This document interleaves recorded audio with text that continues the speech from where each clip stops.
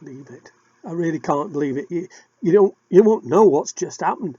I mean, they've arrested Jesus. I didn't think they'd do it, but they have. And we ran away.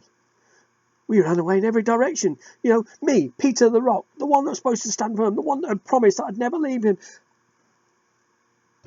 I've run away. And not only did I run away, but I actually told others I didn't know him. When they questioned me, I said I didn't know him. I don't know what to say. You know, how's he going to forgive me? How's... 3 times I was asked, do you know him? And Jesus had told me that I would deny him. And I laughed and said, I'd never leave you. And the cock crowed. He looked at me. I don't know anymore.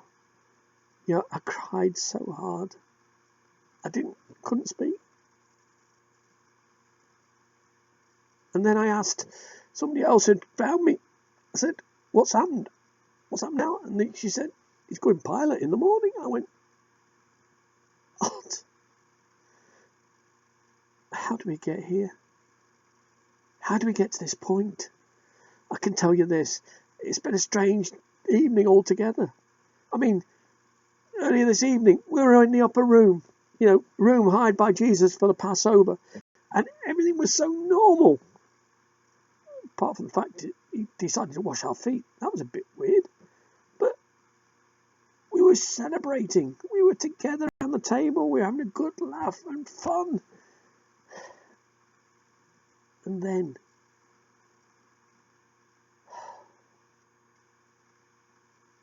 I can't really believe what's happened. I can't believe it because it was one of our own who actually betrayed him. Judas. He wandered up to him, kissed him, and said, "Good master." And Jesus simply said, "You betray me with a kiss?"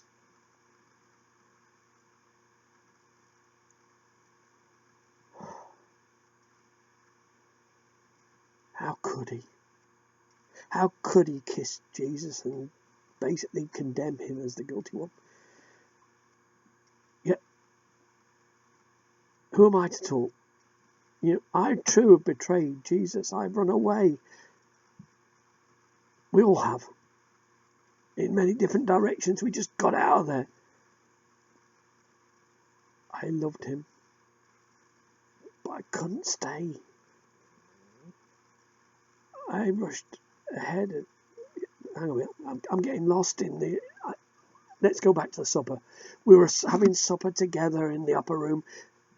And the end of the meal, Jesus took some bread. Nothing unusual in that. But then the words. He broke the bread and said, "This is my body broken for you. Do this to remember me." And he passed the bread around and we each broke a piece and tasted it. Then he lifted a glass of wine. Again, for Passover, nothing unusual in that, but the words were not the words. He lifted a cup and he said, "This is my blood poured out for many.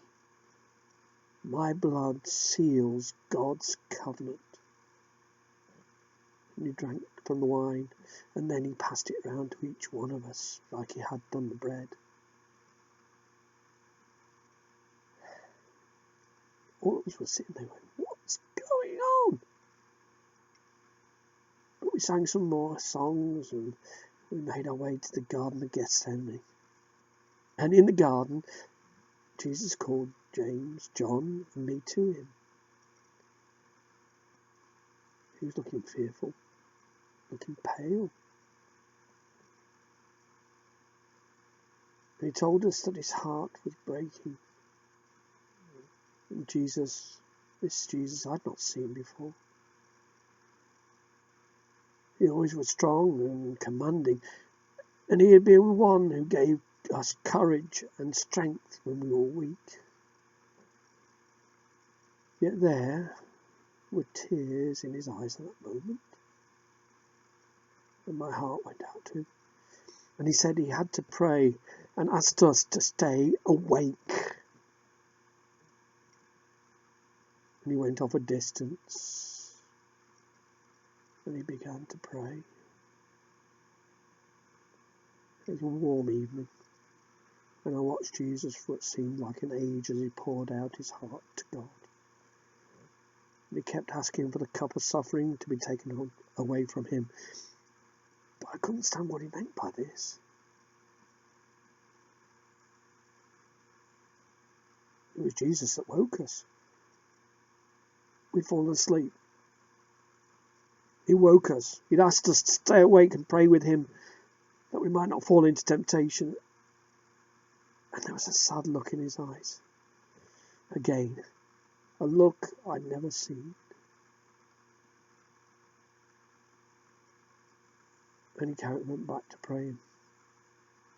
And then it happened. Judas came with a group of the soldiers and kissed Jesus. And I realised that they were arresting him.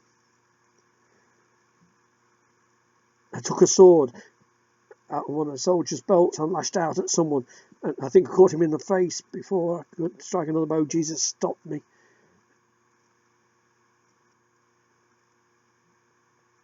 He said he had to drink the cup of suffering which his Father had given him. And with these words, they were the last ones I heard.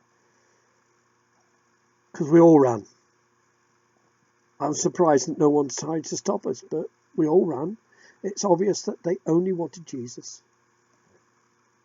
And I followed at a distance. Once I thought I was safe, I followed at a distance to find out where they were taking him. First to Ananias, the father-in-law of Caiaphas, the high priest.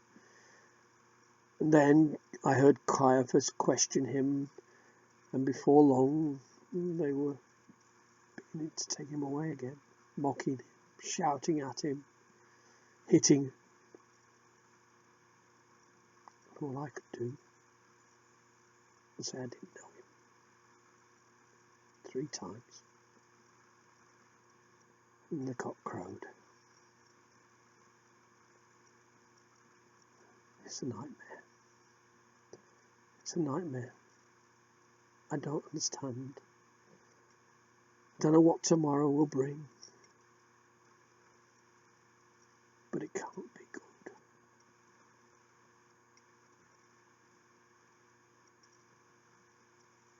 I can't go on. I need to stop now.